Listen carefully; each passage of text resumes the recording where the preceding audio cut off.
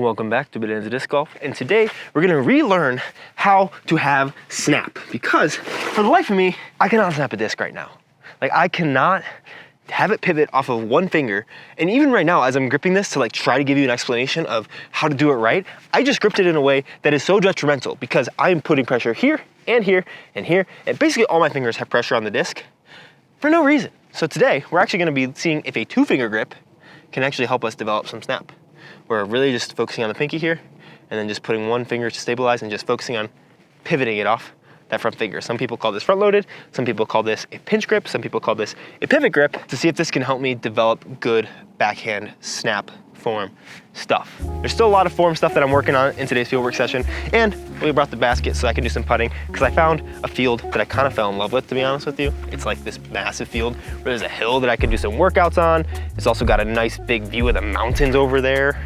Hello, thank you. But the biggest thing today is not relying on this pinky finger, because honestly, I consistently feel the disc gripping off my pinky and my forefinger, and this is a regression for me. We're just gonna see, honestly, this is gonna be my first throw with a 2-finger kind of pinch grip. See if it does anything good for me. Oh, ow, that felt terrible. That felt awful. That felt so bad. I gotta learn how to squeeze a disc. But honestly, the reason why I want to do this is because one of the most important things in disc golf is spin on the disc and speed. Spin is gonna keep the disc kind of in the air longer, maybe. I don't know. I'm not a friggin' I was gonna say Scientologist. I'm not that, but I'm also not a scientist. And to develop spin, it comes from obviously your whip, from your whole arm position. So just kind of whipping the disc out and keeping everything loose. But it also comes from your grip, where if you are able to pivot off of one point here, you'll get a lot more snap than if you're pivoting off of 3 points or 4 points like I have been, because this is just much larger of an area to pivot around than this. And the smaller an area, at the same speed, the faster the spin is going to be. So that's why today I'm really gonna focus on trying to develop a maybe even 1-finger or 2-finger kind of pinch grip, not to use for my form forever, but only to relearn how to actually snap the disc. Because if you guys have been around for a while, back in November, I think, right after my last tournament of last season, I had actually filmed a video that was about 3 beginner tips or whatever to go from beginner to advanced or something. One of the biggest things in that video was how to develop snap. And I talked a lot about that 1 versus 3 or 4-finger thing. I always power grip. Even when I'm throwing putters, even on approach shots, I'm throwing with this grip, very short 100-foot distances like this shot from my last tournament. I'm throwing power grip all the way. When I want to throw a little bit less powerfully, I'll load the grip more in the middle to the back of my hand instead of right here at the front. So the pressure for my thumb isn't nearly as much, because it just is more of a stabilizing motion instead of really putting a lot of pressure so that I can get as much spin out of the disc. Instead, I'm really focusing on just having it be stabilized and having these fingers be where most of my power comes from, and then it comes off of these 2 fingers here. When I'm trying to go for power, even on putter shots and things like that, I'm gonna go ahead and load it onto my front knuckle. So these are not really touching as much, or they're still there to stabilize, and they're still being gripped, but I'm really pinching between my thumb and my index finger much more, so that when I release it, it kind of releases off of that index finger instead of off of these 3 fingers, and that point of rotation creates a lot more spin on the disc, and that's where you hear the snap. That's my first throw with that disc. Ooh, baby. I would say that's a bit past the light pole there, and that stayed on that turn a little bit more. Now we're gonna throw the Explorer. Same grip, same power, just not as much pressure, so it's much looser in my hand. So that one I felt come across these 3 fingers, and because of that, it doesn't have nearly as much speed or spin, because the rotational point on my finger is not 1 finger, it's 4. So if you're looking for snap, that's one of the most important tips I would give you. If you guys have been here for any length of time, you probably know that I'm undergoing a form change this off season. And now that I'm kind of settling down into Denver and not living in that van anymore, but we still have it for now, probably selling it soon, I'm really able to devote a lot of time to the form change. However, one thing that I've kind of neglected, or maybe it's just I haven't even thought about it, which I guess is neglect, is my grip and my wrist position. Everything, honestly, as I've been undergoing this form change, has gotten tighter. I felt way tighter, and I need to loosen up, obviously, but I need to relearn the right movement. So it's kind of a give and take of, you need to learn how to throw the disc correctly, and so you have to focus, and that oftentimes makes you tighter. But then when you do learn it, you gotta not think about it at all and just be super loose. But that means that my grip has kind of morphed into a very, very tight, where honestly my forearm is getting a lot of tension, and I really need to focus on being a little bit looser and just letting the disc kind of pivot off of this finger like this, which I cannot do. And I think a big part of that is actually grip. And not grip on the bottom side of the disc, but actually on the top side, because what I've been doing has been actually putting my thumb generally around this position, which is pretty much in the middle of these fingers, instead of honestly being a little bit closer up here to where I'm actually pinching between my index finger and my thumb. This grip right here puts a lot of pressure between my thumb and what's directly opposite of my thumb, which in this case is actually this finger right here. And I have to grip very tightly with my pinky and very tightly here, so when I throw the disc, I actually feel it ripping out of all of those places. And you can kind of hear it's ripping on my pinky and then pretty much all 4 of my fingers, which is really bad if I want it to spin fast. And honestly, I think this will help with nose angle because ripping out of all those takes a lot more time and gives it more time for it to spin up. That's just conjecture though, I have no idea if that's actually true. So instead of really putting my grip here, focusing a little bit more forward on the disc here, or even kind of like a Joel Freeman like this, I think that really puts the pressure between that and right here. Like you see the disc isn't moving at all when I took all the rest of these fingers off. I just have this. And now I can freely kind of pivot around that point and snap it on that pivot point. But if my thumb was back here, which is how I've been throwing everything, where it's the middle of it is kind of right in between these fingers here, then if I take these last 3 fingers off, the disc moves. So the disc moved, did you see that? So right here, the disc moved because I took those fingers off. Whereas if I'm up here and I'm pinching between those fingers, the disc isn't moving. And I'm putting the fingers on and off. So that's what I'm gonna focus on today. And to do that, I'm really just gonna focus on having these 2 fingers here. These other 2 are being off, and we're just gonna really try to sling the disc out. So here's where I unfortunately have a really sad confession to make. You're gonna see over the whole rest of this time, but I was out in this field for 5 hours. And even though I stand by everything that I've already said in this video, front-loaded versus mid-loaded grip works. Maybe you can even have a fan grip, which is front-loaded here, which is a little pinch grip. I spent maybe an hour or 2 trying to figure that out, and then a lot of other time working on some other stuff that we've already talked about on the channel. I could not figure it out for the life of me. This is weird. This is very weird. Wow, nose angle is kind of nasty on those. For some reason, I would throw it and the disc would just, it would come out on maybe a good angle, but I was getting no power on it. I tried the 2-finger pinch grip. I tried it like this. I tried it like this. I tried it where I put the rest of my fingers on. I'm not really a proponent of one fieldwork session is gonna fix everything anyways. And this probably isn't the biggest root to all my problems. It's just something that I know that I need to work on. And so I'm gonna just practice pivoting the disc. Just pinch between those fingers. But this is another thing that like, I don't know about. And this is where we're gonna go through the rest of this fieldwork session. There were some things that I definitely learned that were really cool. The problem is I don't know if I'm actually getting a difference. And I think I haven't exercised this muscle much recently. It's just been kind of like going along for the ride, and these 3 fingers are taking control down here. I'm gonna try to continue with it, but man, is it hurting my finger a little. I know it's a process, but sometimes things can feel gimmicky, you know? And this is just the reality of trying to figure some stuff out on your own, in your own body, and how it's gonna work with a bunch of bad muscle memory. I was able to have one decent breakthrough though, which I'm not fully sold on right now because I've watched some more pro form and seen that some do it and some don't. And it's actually not the root of what I think my problems are, and I'll get to that at the end of this video. But let me walk you through that breakthrough as well, because I think it can be helpful potentially, and I thought it was pretty helpful. It helped me throw a couple shots over 400 with overstable discs up here. Not super pretty. My brace was falling apart. I think I was just getting real tired. Everything's falling apart.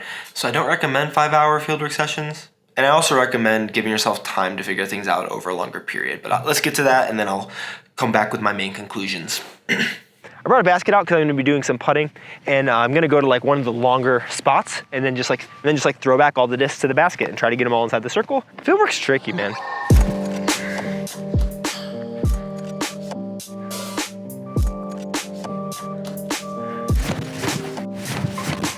All right, I'm gonna be honest, I totally gave up on the freaking grip stuff. Not that it's bad, but for this session, I'm a little heated right now, like in a good way, because looking at my form, I'm like, what the heck is going on? Like, I feel like I know a lot of the pieces, and surprisingly, it was one of the very first form things that I ever learned, because I never looked at form until we started this series in December. I threw from 375 feet away over that basket with these 2, and I have not been over 400 feet in a while, and this is 440, so that's 415-ish. I'm gonna throw some more for you guys, or for myself, because I think I finally realized one of the things that was going wrong that's causing me major distance and timing issues, but it was really important, is this right here, which is back from the first thing that Josh from Overthrow ever told me.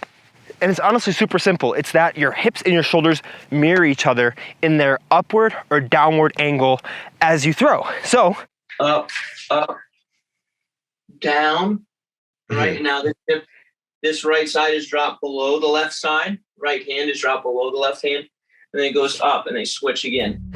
My hips, I had really thought that I had dialed in, and they were better for the most part, where I go up, stay up here at my X step, instead of coming down first, and then you come down here to coil, and then you end up again. If we watch all of my form that I showed in yesterday's video, as well as everything up until this last little realization, my arms have always been up, and I've been looking forward with my head and wondering why I'm coiling too early, because I would look forward and then I would start to coil here, but I'd leave my head here and then I'd have head strain, and then I wouldn't get a full coil, and I would coil prematurely, and I'd be here waiting to follow my brace. I wasn't following the rules of your shoulders follow your hips. So it's not my head looking forward, it's that my shoulders stay up, then coil, fall into the brace, then throw.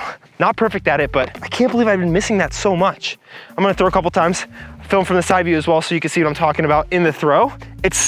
I have thousands of reps now of the bad form. So, oh, I think I just broke this. So I'm really hoping that I can really get this dialed. What's wild to me is this is literally the first thing that Josh from Overthrow Disc Golf told me about when we were looking at my initial really bad form from before. We're gonna go with some drivers real fast. Try to stay linear on the path and keep the shoulders and the hips in line. It's not perfect at all, but it's a good start to work from, I think. My grip, still trash. Not worried about it too much, just worried about everything staying loose and focusing on the hips. Still slightly nose up because I gotta get used to it. And I think I'm always looking forward. I gotta look back a little to get a full coil. So try a couple more times and to just get good flat releases, keeping a good brace. That's not great, but it's better. And if I'm being raw with you, like, this is really embarrassing. Like, if you watch my tournament vlogs, literally last November, I threw like 410, 440 in tournaments. And now I'm throwing my drives 355. Not stoked about it. I also looked at the footage from when I did it, and I noticed that I was still a little bit early. I want to be here, here, and then as this is gliding out, coiling, up, coil. So honestly, looking back at that footage from that other video, my form looked worse, but the disc flew 50 to 60 feet farther consistently than it does right now. And I think there's a couple main things that, obviously there was some power leakage there. I was reaching back way too early, but when you reach back isn't necessarily the most important thing. Maybe you can time it a little bit better and have it be good. But what's really important is when the throw initiates, and I was initiating throw much better then. If we look at that form from just that Athena throw that I did, my hips were going before my pull through was coming. And I think that is the biggest thing. Getting that heel down and starting the hip rotation, which is just moving the momentum forward. Your hips will naturally rotate from what I understand. Letting that start the pull, and then it's not really a pull at that point, and then you pulling the disc the rest of the way through. This is probably going to be the end of my fieldwork videos on this channel for a pretty long time because I just want to figure some stuff out, and I like showing you guys the process, but when it's not fully fleshed out, it's not quite as fun. Honestly, the videos aren't doing as good, and I want to get out to a field and throw for you guys here. So if you want, I will be, whenever I'm doing fieldwork sessions, kind of talking through them, breaking them down in a much less structured video than this over on my second channel, Bedance's Bogeys. So please go subscribe to that and watch those videos as they come out. If you're interested in this overall journey, I'm sure I'll post about that on this channel as well, but that's where those will be coming out probably pretty often because I'm basically doing fieldwork every single day. But I think I've overcomplicated things. These last 3 or 4 fieldwork videos that I've done, I've focused on a pretty minute detail in my form and not on the main thing, which is when your hips fire before your shoulders and you have hip to shoulder separation, the disc goes farther. Doesn't matter really what your grip is at that point. This is gonna go farther with a very backloaded grip and perfect hip to shoulder separation versus having a really spinny grip here. And I do need to develop more spin, especially being at elevation now. The discs don't glide as much, but But I think figuring out how to have that hip to shoulder separation with a good brace is gonna be the main thing that I work on, and we'll work on a bunch of that over on that other channel. I'm gonna end it here with this video, showing you kind of where I was at after this fieldwork session, because it's not always pretty, especially as I'm in the throes of it, but I mean, I have a full other month and a half to really dial this in and feel comfortable about it. And game doesn't feel terrible, as you guys will see in a tournament-ish video tomorrow that will come out that I played yesterday, which was a blast. Triple threat challenge, you get 3 random discs and you play with them. I think if I wanted to be a higher level amateur disc golfer or a lower level pro, I'd be pretty happy with where I'm at.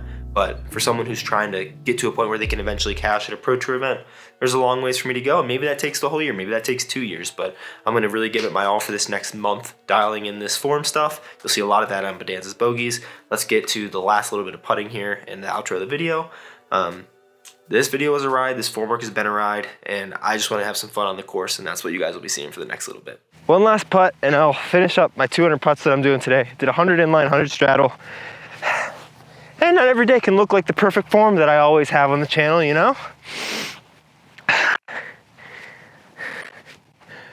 Whew.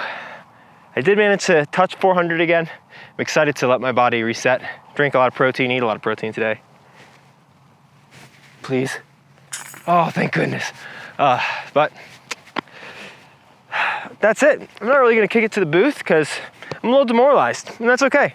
And tomorrow early, I've got that fun little tourney, so we'll have fun there. Plenty of time left. I gotta keep reminding myself, 6 weeks is so much time, especially when I'm out here every day. Not seeing crazy improvements, but they'll come with time, hopefully. And I'll show you guys some progress reports along the way, but back to fun content soon. Fieldwork is productive, but not fun, you know?